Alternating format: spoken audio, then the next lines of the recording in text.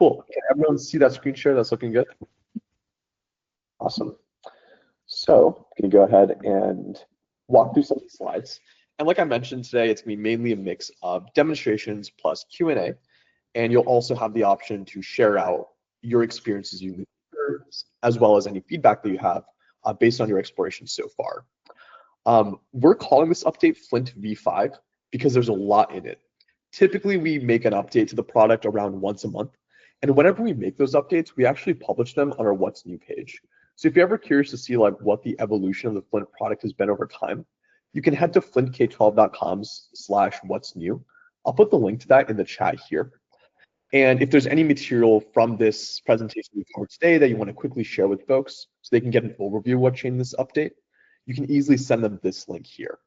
So if you scroll through our past updates, you'll see that every few updates, we have one of these larger updates, like back in July, we had Flint V4. And usually this is some time that our team takes to sit back, look at a lot of the bigger feature requests we've gotten, and knock a few big things out at once. Whereas our typical monthly updates are usually smaller in nature and covering like smaller enhancements or features that we're adding to the platform. So there is a lot in V5, which I'm excited to share with you all today. There's basically three main parts. We've added a whiteboard into Flint. We've made it much easier to set up and customize activities. And especially for administrators, but also for teachers, we made it easier to understand what's actually going on in the platform by adding AI to the analytics. So the structure of our conversation today is we'll be spending roughly 10, 20, and 10 minutes each on these updates, 20 for that activity builder section because there's a lot in there. And in the beginning, I'll be giving an overview of why we made the changes, what exactly is changed in the product, and then we'll have time for Q&A for each of those changes. And like I mentioned earlier, the ability for you all to hear from one another about how those updates have gone in the classroom for you all. And like Lulu mentioned earlier, the recordings will be available later, so this call is being recorded. And questions are welcome at any point. So I'll pause at that time, but you also can definitely just raise your hand, or if there's a lull in the conversation, feel free to unmute and start speaking. We try to structure these again more as campfire sessions and webinars, so try to keep it as lively as possible in a virtual meeting. So moving on to the first feature is the whiteboard in Flint. When building the whiteboard, the question we asked ourselves was, how can learning with AI be more interactive? And in these thought bubbles here, I want to do something different before we jump into showing what the feature is like, and show you some of the feedback and questions we were getting from teachers and students that led us to head in this direction of looking to make Flint more interactive. We had a campfire session a couple days ago with school administrators in Asia. And one of them, Tim Evans from AIGC, or AISG, if any of you all happen to know him, mentioned that he overheard some students talking about Flint, I believe a month ago, saying, great, we have another chatbot that we have to use. And I think what we've noticed as a team is that there's a lot of AI tools out there, ChatGPT, Claude, Flint, you name it, and they all kind of look similar, right? There are a lot of just different AI chatbots. They have kind of minute differences between them. So one question we asked ourselves as a team is what are we doing with Flint that's really special or differentiated? How do we stand out compared to other kind of AI chatbots out there? And we also kind of felt this need for more innovation in the space because everything was starting to kind of look similar. So that was kind of one piece of feedback we're starting to hear that we wanted to address. And then more in terms of a use case or a pain point that people were facing with the problem, which we always try to keep an eye out for. We had students and teachers asking us, as a student, how do I show the AI might work more effectively? And teachers were asking, for something like math, can students actually show their steps of their thinking better? One of the things we really care about with AI is making student thinking more visible. And we were realizing a chat-based interface wasn't the best, most comprehensive way to do that. So that was basically our motivation for adding the whiteboard into Flint. And the great thing about the whiteboard is that it's available for all activities. It's not a feature you have to manually turn on for specific activities. That said, I'm going to show a couple examples right now of the use cases that we've seen so far that have been working really well. So I'm going to pull up one of those now. It's going to be a pretty basic assignment where the student has to find the first derivative of different polynomials. And later on in the presentation, the overview, I'll share how I set up an activity like this. But before in Flint, students could have used this camera button to actually take a photo of their work, which was a little bit clumsy because they have to hold up a picture of their work and take a picture of it, takes a few extra steps and clicks there. Alternatively, they also had this equation editor. Now for this example, the equation editor might actually do the job, but the challenge with it is if you're on an iPad or a stylus, or if you want to show multiple steps of your work, it's pretty hard to do that. because you're still ultimately just typing something into a text box, even if the formatting's nice. So with this whiteboard, again, it's available for all assignments. Students can click at any point by clicking this Draw on a Whiteboard button. That's going to pull up the whiteboard here on the right-hand side. And now they have text input. They can even copy paste images into here or change the color of what color they're drawing with. But the basic here is that they can draw on a whiteboard using their cursor. And this works especially well if you're on an iPad or a laptop with a stylus. I'm unfortunately not, so my penmanship right now isn't going to be great. But I can kind of show you an example of me doing this problem. And it looks like I've actually inadvertently gotten this wrong. So we'll probably be able to see Flint give me some negative feedback about that. So this is me as a student going ahead and putting in my work. This would be, I would say, the most basic use case of the whiteboard where a student can show their work to the AI. But there's some more advanced use cases here as well. Basically, later on, if I were to ask Flint with assistance in helping me understand the visualizing this problem, it would actually be able to add things to this whiteboard. So as you can see here, it's kind of used a calculator to say like, hey man, like you've gotten this wrong, like this should actually be 6x to the second. So here, if I say that I'm stuck, if I say something like, I don't get it, can you help me visualize this? This is where we can have like a more advanced interaction with the whiteboard. So those of you that have been using Flint before this update might remember that the AI can actually create graphs. Before, it would kind of create graphs as like basic images and just pop them in here, like as part of the message. But what it does now is it takes that graph and it creates a new instance of the whiteboard. So as a student, if I scroll back up and go back to my first instance of the whiteboard, I can see my previous work. Maybe I can add on to it if I wanted to. But if I go here and now open up this image that the AI has drawn, this is also on a whiteboard. So for the specific example, not to get too technical in the weeds, I guess if you're a math teacher, this might be more relevant. We can see that in the blue line, Flint has graphed that original polynomial, and the red dashed line, it looks like it's done the derivative, so the rate of change of that polynomial. So let's say I'm still stuck on this, right, and I don't really understand this. I can now use the whiteboard to interact with this visuals further on. So maybe let me switch my color to this green marker and circle a specific point. Maybe I don't understand what happens here when they cross over. All I have to do is circle that and then say something like, what's this, question mark. And as you can see, before a student might have to describe, hey, like at around x equals 1 when they're crossing over, what's going on.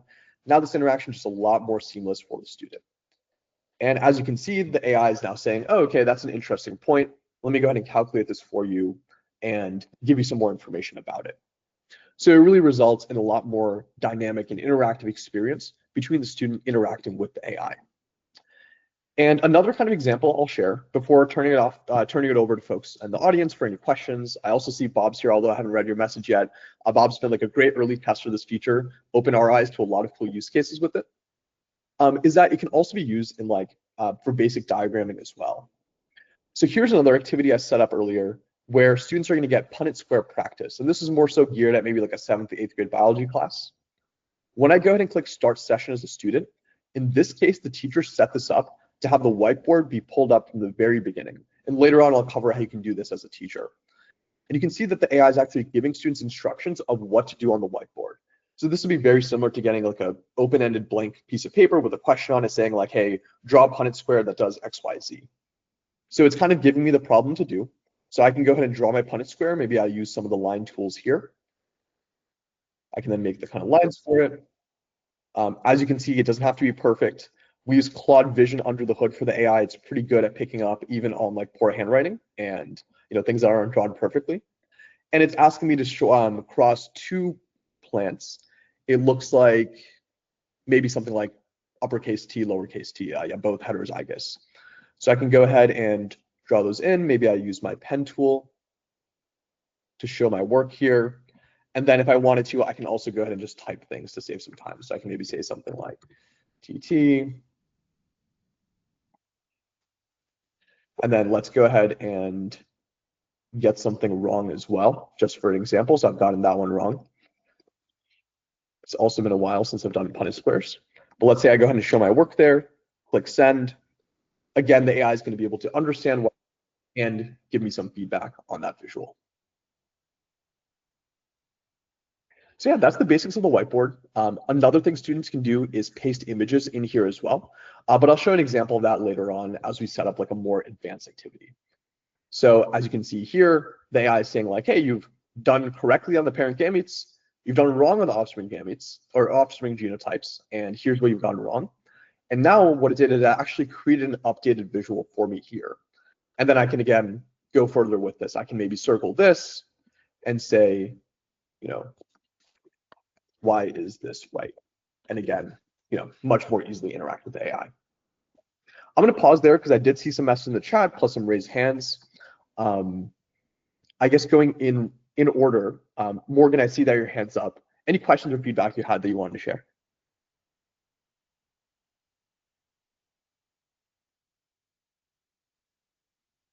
Unfortunately, can't hear you. No. Yeah, you might have to change like your microphone settings. Yeah.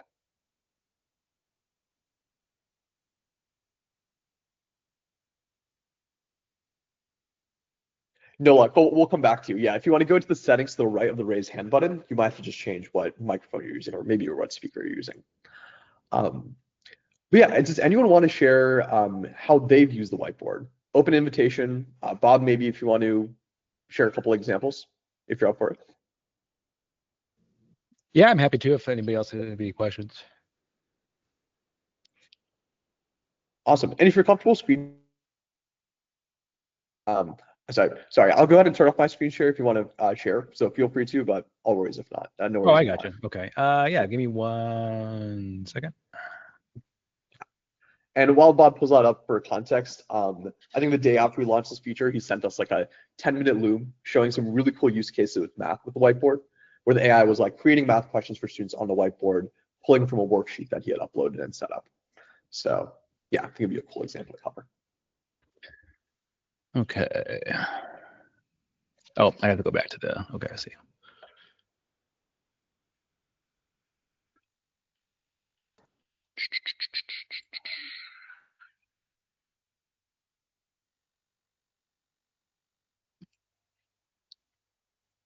I'll just do my entire spell. Yeah. Do infinity mirror for a second. Yeah, so the moment I saw that there was a whiteboard, I just kind of went to town coming up with different examples for different subject areas. And one I wanted to showcase here real quick. I used to be a world language teacher, Spanish specifically. So it was really fun for me to kind of come up with some whiteboarding activities for world language, as well as for math as well, because it feels like having an AI tutor in the math realm, having a whiteboard they can actually draw and showcase their work, right, can lead to some interesting activities. So like here's one I created just before today's session here, where I wanted students to be quizzed on AR verb conjugations. And they had to actually draw out the conjugation chart for world language like this, right, which we kind of asked them to do as a basic Spanish 1 student. I had them assess my work, right? And here it gave me like, okay, what's the present tense of the word hablar? Please draw the conjugation chart showing the 6 forms, right? And it knew the order in which these should be too, which is really impressive. So for example, it knew my conjugations are correct, but they're not organized in the correct way. Like the hablas and the hablo should be switched around, right? So it knew that I could redraw the chart with these subject pronouns. So what's cool is I can actually, I could use the new whiteboard, or I can pick my previous whiteboard, right? And then I can adjust, let me adjust my screen here. And then I can go and I can make the adjustment here. So I can erase like this bit and this bit, and I can just fix my mistakes without having to recreate the entire thing. And then I can submit the new one, and then it should give me some feedback and hopefully see that my conjugations are correct. It does some analyzing and we'll see.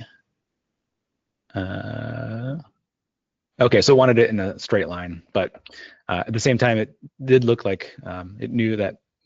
So yeah, maybe it didn't give me the exact answer I was looking for here, but I thought it was kind of neat here that it knew that that it was looking for the correct forms anyway.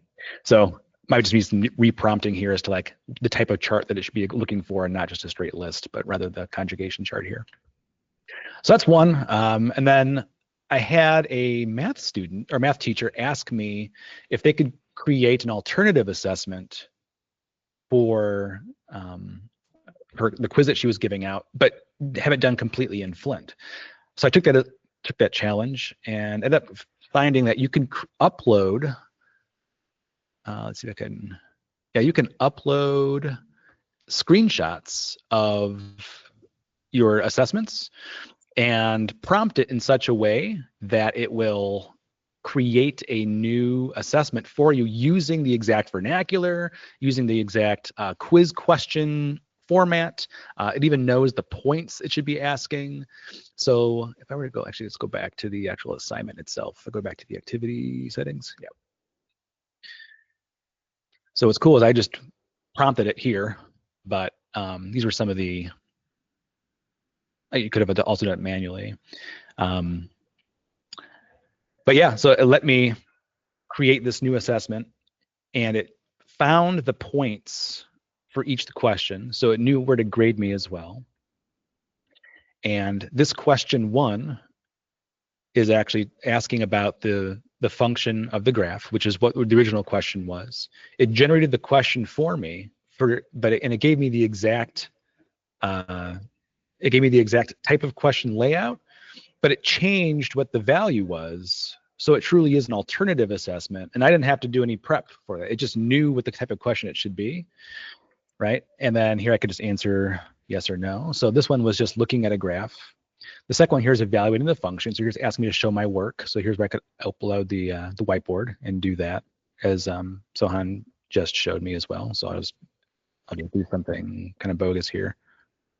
Over here, 3x plus 3, which is not right.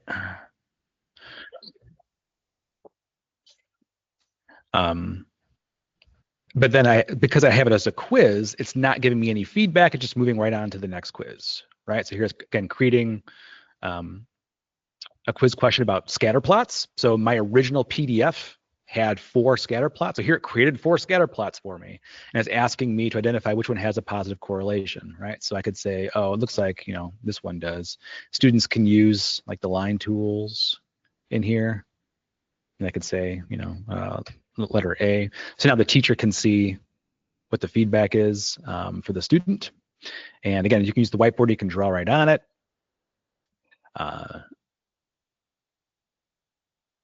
And this one, yeah, so you get the idea, right? And so which is kind of cool is that the teacher didn't have to any prep except for just taking screenshots of the assessment and just prompting Flint to create the assessment for them. And then I think for whiteboarding, Sohan, I think that's probably it. I have another one for images if you want to show me at some point, but yeah, I'll kick it back over to you. Awesome. Yeah, I really appreciate that, Bob. Yeah. I think what was most interesting to me about that example is that you uploaded like a pre-existing material that any teacher would have, like a study guide or an example test. And just with that pre-existing material, Flint's able to make it much more interactive and dynamic, where it's giving one question at a time. And then I think one thing Bob highlighted, just to go back to it as well, is he set up the activity in a way that the AI is not giving feedback on how the student's doing until the very end. So it is truly like an assessment, but it's personalized to each student in terms of giving them different questions. Right. When it reaches that last question that I had 15 questions on the test. When it reaches question 15, it says, okay, ready to submit? And I said, yeah, I'll submit. And it says, okay, waiting for you to submit. Like it wouldn't go any further until I actually submitted the assignment, which is kind of cool. It's awesome. Yep. Cool. I think I saw a hand raised in the middle, but no longer. But if anyone has any questions or feedback on the whiteboard feature, now would be the time. And Morgan, in case your mic's working, feel free to give another shot as well. Emma asked a question about previewing the assessment without actually taking it. Do you want to really quickly show the simulated preview? Yeah, I can. For sure. And actually, this is a great segue into the next section. So I'll go ahead and give a quick preview now, and then we'll cover it a bit more in depth in a moment as well. But yeah, great question, Emmett. This is a feature we technically had before, but we've made it a lot more discoverable and easier to use with this update. So at any point, if you want to preview things without doing it yourself, you can click on the activity settings. And here on the right-hand side, we have the session preview section. So you actually simulate a session based on what grade the student will receive on it. So if you set up an activity with an A through F rubric, that's what would show up here. So here I can simulate a needs improvement session. And Flint's going to actually go ahead and just show me in real time what that would look like. So it's going to give me examples of students getting questions wrong repeatedly in this case. So it's going to kind of play through that for me. At the very end, it'll also show me the type of feedback it would give. So this is where I can see like the level of assistance the AI is giving and like, what feedback and what grading parameters it's using as well. So, yeah. So as you can see here, it's now saying like, hey, like these are some areas of improvement that's identified for a student who is like really struggling. And then I can always reset the preview and do this manually as well if I wanted to. Yeah.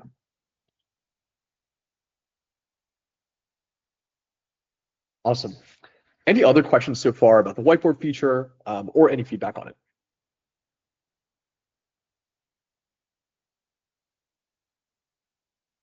Cool. With that, yeah, I'll move on to the kind of the next section, which we've already kind of segued into a little bit, which is the activity builder in Flint. So the question we asked ourselves with this feature is a question we asked ourselves for a while, pretty much ever since we started Flint, which is how can setting up AI require zero prompt engineering? Now, interacting with AI will always naturally require some level of knowing how to speak with it, right? In terms of being able to ask questions and be able to give it feedback so it knows what you want.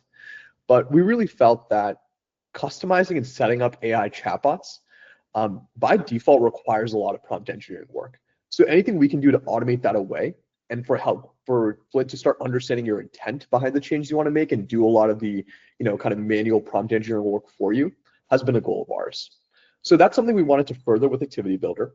And the basic questions we're asking here are ones that some of you may have had if you used Flint before this update. So these are probably one of the most popular questions we get from teachers, which is, how can I get Flint to do, etc.? And that might be like, how can I get it to speak with my students? How can I get it to wait until giving feedback at the very end of the assignment? How can I get it to be less helpful on a quiz, right? There's just a large variety of questions we get around how folks can customize Flint to do what they want. Because again, if you're using it as a teaching assistant, you ideally want a teaching assistant to follow kind of in your footsteps. And another kind of sub-question from this as well is, over time, as we were adding more functionality into Flint, we realized there was just an explosion in the number of features, right? Like there's this language settings you can change how fast the AI speaks to students, you can change whether or not it should only speak versus speak and type to students. So there's just a lot of settings, and we were just having pages upon pages of settings. So we kept getting this question of like, oh, where in the settings can I change, et cetera, like this specific thing that I'm looking for. So our thought here was, why don't we use AI to solve both of these problems while still giving you the extensibility to edit this stuff manually if you wanted to as well. So what I'm going to share now is an example of how you can create activities in Flint with this new update. And then I'll also share how you can customize activities as well and how we made that process easier. So let's say I go into Flint. Like before, we have these like different options or these different shortcuts for getting started. The most universal that's going to apply for every teacher, regardless of what you teach, is this interactive quiz on material. So let's say I want to create an interactive quiz for my students. Flint's going to start off in a conversation and ask me, okay, what material do you want to quiz your students on? So I can now go into my computer and maybe find a file and upload that for the AI to pull up.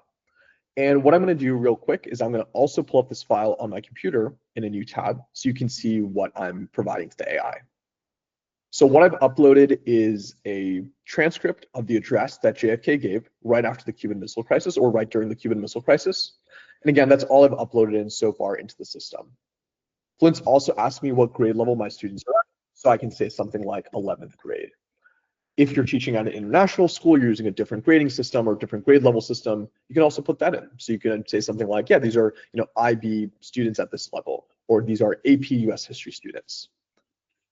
Based on that information, Flint will actually go ahead and set up the activity for you automatically. So here on the left-hand side, it's telling me, hey, I've set up an interactive quiz activity focused on the speech. Here's what the activity is designed to do. Here's what it includes. And is there anything else you want me to do? And like I was showing earlier on the right-hand side, now that the initial version of this activity has been set up, I can try it out myself. So I can see to start off that Flint's created this pretty simple grading rubric from excellent to needs improvement. And I can go ahead and click this play button to view, in this case, an excellent session. So as I'm looking through this, I can get an idea to see like, all right, are these responses and are these questions what I would be looking for in this activity? Let's say here though that I want to make some changes to it. Like I'm looking at this and I'm like, oh, this is like a lot of writing for my students to do. I want to make this a little bit easier for them to kind of type in all this information. On the left-hand side, I can basically tell Flint what I want to change. So I could say something like, there's a lot of typing going on here. I want students to be able to talk to the AI. I also want you to alternate between short answer and multiple choice questions. So as you can see, I just click the transcribe button here on the left-hand side. I told the AI what I wanted, and I can just sit back. It's going to go through all the settings. In this case, it's going to turn on the voice support, and it's also going to alternate between multiple choice and short answer questions. So if I click expand to see all the changes, if I really wanted to, I can see all the settings the AI is changing under the hood. But I would recommend just going ahead, go to the right-hand side, click one of the preview options. In this case, I'll click the manual option, and I can see exactly what changed. So I can now see that it's offering students multiple choice questions. I can go ahead and provide an answer. Not sure if that's right or not. Looks like it was. And now you can see it's alternating to a short answer question. And now for that, I can go ahead and use my microphone and speak to the AI now that that speech support has also been turned on by the system. I see a question from Morgan in the chat, which is, can you use multiple files in your assessment? So like multiple slideshows or multiple PDF files? Yeah, you can. So you can upload that in the very beginning when the AI asks you, or you can go back later on. So let's say I wanted to upload a slideshow about the Cuban Missile Crisis as well. I could go ahead and upload it here on the left-hand side and tell Flint, like, yeah, also incorporate the slideshow as part of the material that you should be quizzing my students on. So yeah, there's no limit on the number of files, but after a certain point, Flint will say like, hey, I'm at the max of like the amount of content I can remember. That amount of content is, I believe, around 90 to 100,000 words, but the AI will let you know when it hits that limit. Awesome. Yeah, Izzy, go for it.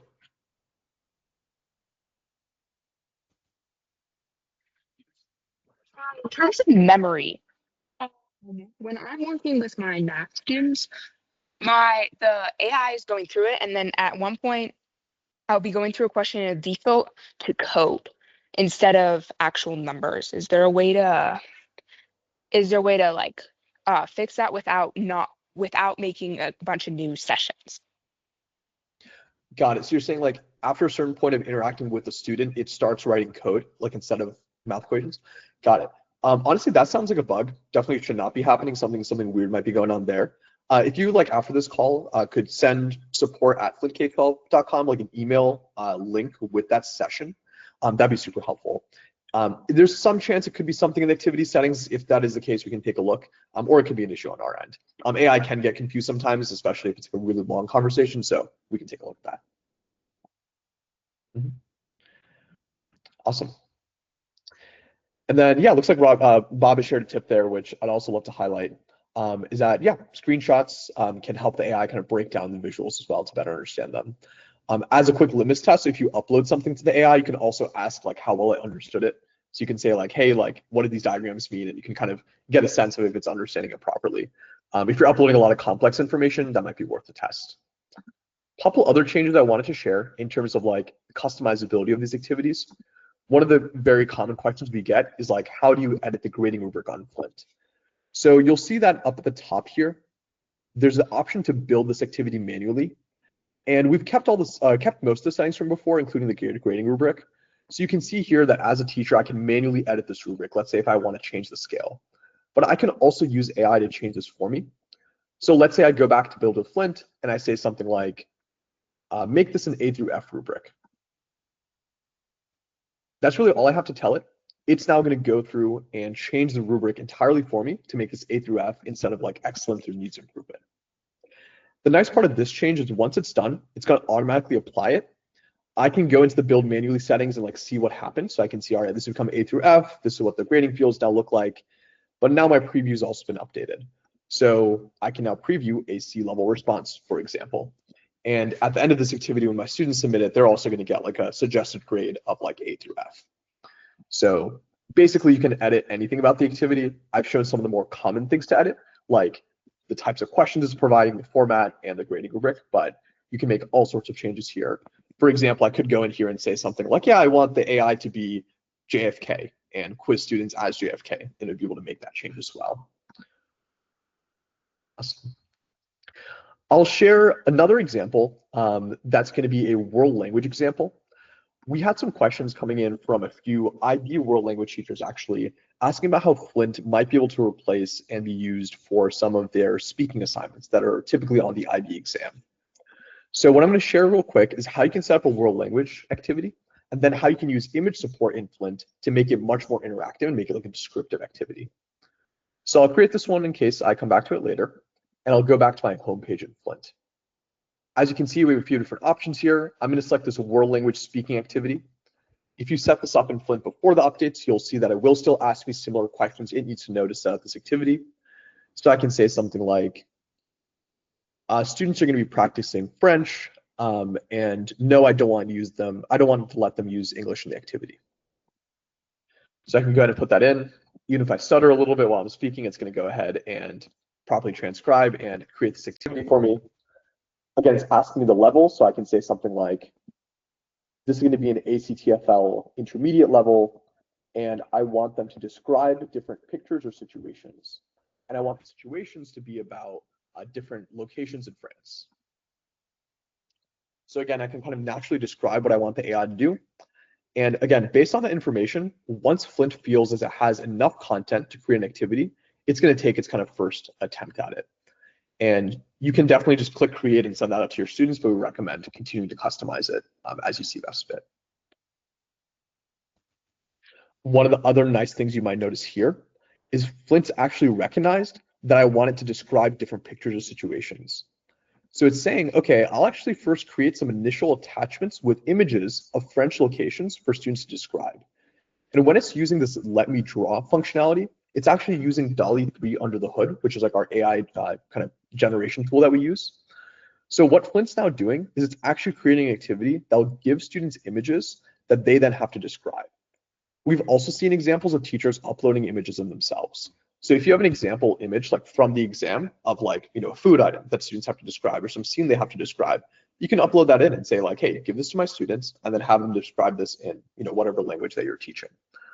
On the right-hand side, if I click start session manually, you can see that students actually get this image of this, beautiful landscape from Paris Eiffel Tower, and then they have to describe it. And they have to actually speak with the AI to do that description. So yeah, any questions about that? I'll also go ahead and start answering some questions in the chat. I see a question from Liz. Is it possible to use this as a marking tool? So you get written transcripts from students doing mock exams. You need to grade them according to different criteria. Yes, that could be possible. What you can do is you can actually create a custom activity in Flint. Let me go ahead and save this one and go back to the custom option here. And you can basically create a chatbot for yourself to use. So by clicking this create a custom activity, you can actually go ahead and say like, hey, I want to create a chatbot that helps me with marking. Here's the rubric, and I'm just going to go ahead and give you essays, and I want you to give me feedback based on the rubric. So you can basically create like a custom AI chatbot for you to do that task. You might have to do a little bit more tweaking and explain to Flint what you're looking for, but as long as you give it the context of what you need, it can really adapt to any use case. And I see a question from Nathan around like debugging language support within Flint. So basically the question is sometimes like Flint will mix together different languages. The best way to prevent that from happening if you want to only have the AI stick to one language is going to be make sure that there's no secondary language attached. Because it's a more technical question, I'll go into the build manually settings. Here under language, in your case, Nathan, if that's becoming a recurring issue, I would just remove the secondary language. Basically, when we give Flint a secondary language, we're letting it know that it can also use English. But as you'll notice, it's an experimental features. And what we've seen with AI is it sometimes has difficulty switching between languages. So you can definitely just turn off that language option and say like English only, or in this case, Spanish only. Yeah. Awesome. Cool. Any other questions about this activity that I've set up? Basically mixing together this chat customization and the image support for languages. Awesome. So one final example I wanted to share is actually going to be about that custom activity option that I briefly mentioned earlier. So by creating a custom activity in Flint, you're able to provide it any context to create any sort of custom chatbot for your students. So let's say I go ahead to create custom activity. Flint's going to ask me, okay, what kind of activity would you like to create? Let's say I'm not really creating something for practice or assessment. I want to create something a bit more open-ended for my students. I can just describe that to the AI. So I could say something like, I'm an AP biology teacher, the exam's coming up, and I want to make a chatbot where students can go in, ask any sort of question, and I want you to help them out. But I want you to always ask them follow-up questions to really get if they understand the topic at hand. So as you can see, I don't really have an exact idea of what I want in mind. I'm just kind of describing like, okay, this is what my need is. I want something that just like gives students more study practice and guidance. And Flint will just take that information into account and set up an activity entirely for me. As you can see, when I click start session manually, it set up this exam prep discussion, and students can now try this out. And what's neat about this is they can mix together other features from before, like the whiteboard. So let's say I go ahead and click create activity to give you the full screen view of this. As a student, I can open up this whiteboard, maybe drop in a diagram, maybe circle a part of it, and say something like, you know, IDK, what's going on with the ions here. And you'll see that this will be a much more open-ended experience where students are able to use things like the image support. The AI is still focused on AP biology, and it's going to always follow the guidance the teacher put in. So it's going to ask them follow-up questions, really test their understanding. And the neat part of this, of course, is the teacher can now see how students are using AI on their own for self-studying. I'm going to pause there. Any other questions or feedback on the activity builder feature? And also an open invitation for anyone to share how they've been using the tool as well, if they've gotten a chance to.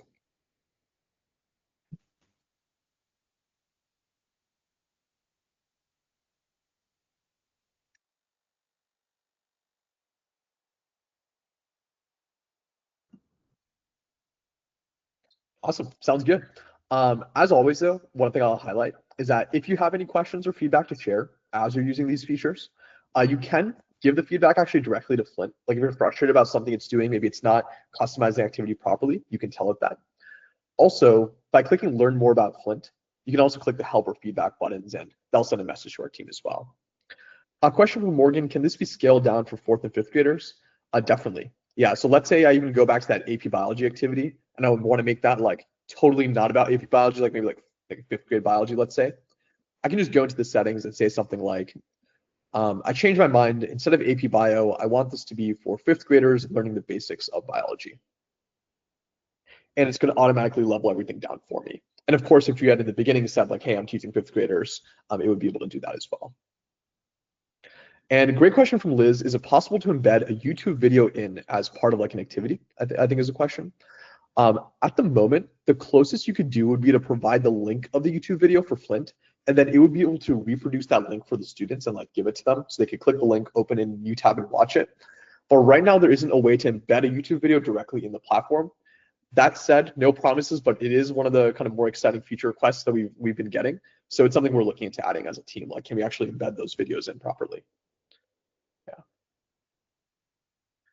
Wow, I love that example, Emmett. For anyone not reading the chat, she made an activity for 6th graders to generate images of monsters based on specific descriptors, and they went ahead and laminated and posted the images and to write stories using those monsters. Yeah, definitely one of those use cases that's like super exciting for us because that definitely sounds like something that wouldn't have been as possible without AI, but now creates like a new space for different learning activities. So yeah. They love it, and even the teachers that come by are like, these are great, they're scaring me. They're really fun to come up with. And the thesis revision was really helpful too, because they have a hard time like gluing a bunch of data into a concise statement, and I kind of give some prompts to help them work and do the work themselves without just, I said, I don't want you to just cut and paste, but use the AI to kind of help you think about language you want to use. That's awesome. Yeah, like one feature we've actually gotten rid of with this update, which I know some people were a fan of, is the helpfulness level slider. So before in Flint, you could give an activity like a low, medium, or a high level helpfulness. The reason why we got rid of that is like it was almost too opinionated. And for every subject and every school, there's just like so many different dimensions something could be helpful on. So for example, your example, Emmett, like, if an art teacher saw their students using AI to generate art, they might actually say that that's a bad thing. So that's something you might want to limit. But in your case, because you're teaching, writing, using AI to generate the image is actually benefiting the activity, right? So we're moving towards a system where you can just kind of give it the context of like, here's what I want you to do versus not do, and it'll figure out what the helpfulness level should really be. And I tell the kids too, like even with the thesis, I'm like, I can look in and see the work that you did. So do the work, you know, and know that it's going to be transparent, but I trust I'm going to give you some bandwidth to kind of work it a little bit. But, you know, also it's not going to sound like a sixth grader if you just copy and paste it anyway, which they get. So, you know. Very true. Awesome. Yeah, I see a couple questions in the chat. One from Ned. So Ned said, awesome that students can create their own Flint activities, which for anyone that doesn't know, students can go into the homepage as well and make their own activities. That said, they are fully visible to school administrators. And does this interface also update what they'll be seeing? Yes. So this interface has been updated for everyone, so students will also see the same kind of changes that have been happening here. Question from Morgan, can you upload images and can the students ask questions about the picture using a whiteboard? Yeah, definitely. So when you create an activity, you can actually upload an image in here and tell Flint to give that image to the students during the activity. And then when students get that image, they can like draw a picture on it, ask a question.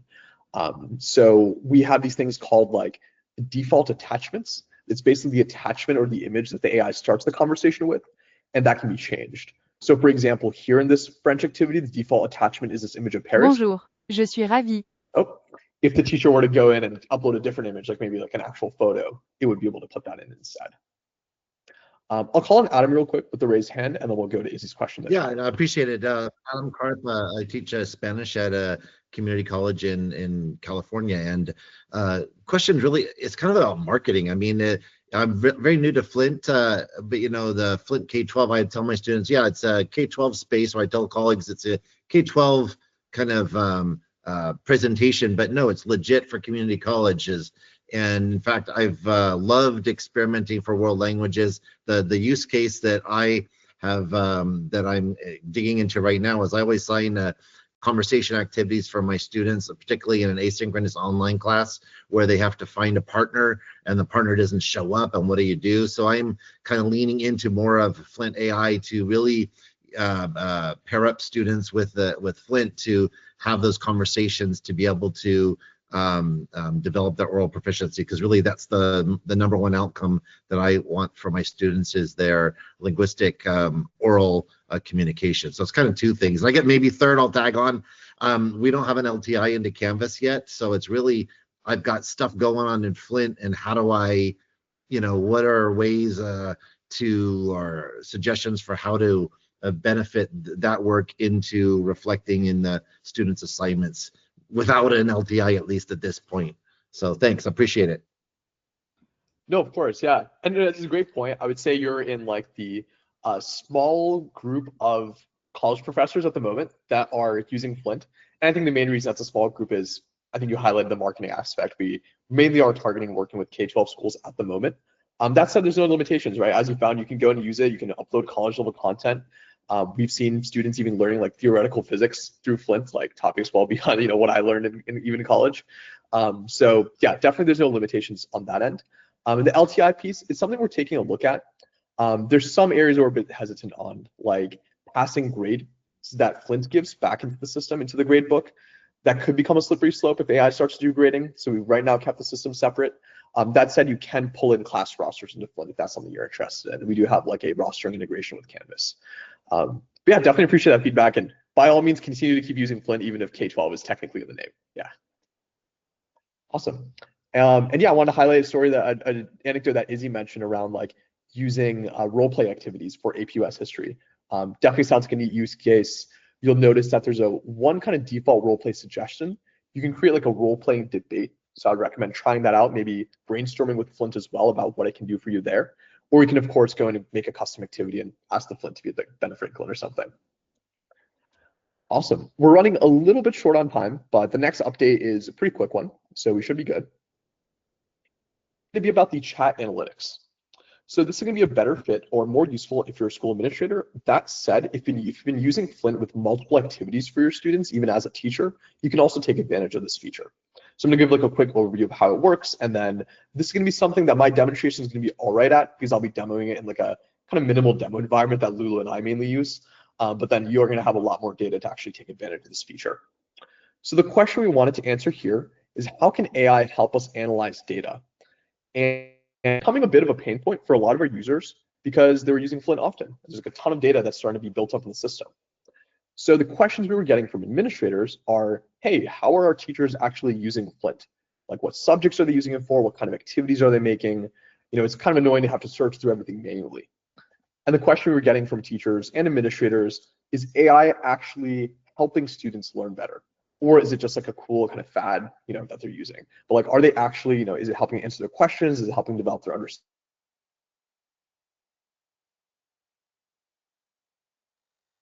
Which I understand only administrators have access to. On the right-hand side, you still have that summary of usage. So you can see like instances of students using the tool in interesting ways. You can scroll down and view these charts and graphs to see how often the platform is being used. But on the left-hand side, you now have a chatbot where you can ask Flint questions and it'll search over all the data that you have access to. So I'm on an admin account. I have access to this whole demo environment school called Ocean School. I can go ahead and ask a question. So I can say something like, tell me about Kayla Mann's performance, who's like an example student we have set up here. Flint will go ahead and search across all the users to find Kayla Mann. It's then going to go through her sessions and summarize exactly what she's done. And now before I could have clicked search, found that student manually, and looked through all their sessions, but now I actually have AI to help me with that task. I can ask higher order things as well. So for example, as an admin, I can ask something like, hey, give me an overview of how teachers have been using Flint. Click send. And now instead of finding a specific user, it's just going to search across all the activities in my school and give me some example, use cases. So as a high level, it's going to say, hey, it's been used for language learning a lot, also for science and computer science, etc. So from here, you can ask follow-up questions. For example, I could say something like, hey, find me all the teachers that have been making the computer science activities and give me their email addresses. And maybe I use that to reach out to them to kind of further engage their departments in using the platform. That's the way an administrator can use it. That said, this feature is also available for individual classes as well. So let's say I'm teaching honors biology section A. Up in the top here, if I click this drop down, then click view analytics, I have the same interface. So I can say something like, hey, where do my students excel and struggle in honors biology section A? And what it's going to do now is go through all the sessions and activities within honors biology section A, summarize and find that information for me. So I would say this is likely not a great feature to get started with if you're signing up for Flint for the first time. But if you're an administrator that has teachers using it, it's great. And if you're a teacher that's done at least 2 activities, I would say is a sweet spot within a class. This is where you can start to get more long-term data. You can even start asking something like, hey, how has Kayla improved in biology in the last 3 months? And Flint will actually find the data, compare the strengths and areas of improvement of those different activities, and give you a neat summary. Over time, we're looking into building this out more into like a report generating functionality as well. So you can maybe start sending the insight from this to other colleagues or even to parents as well. So yeah, any questions about this sort of chat analytics feature?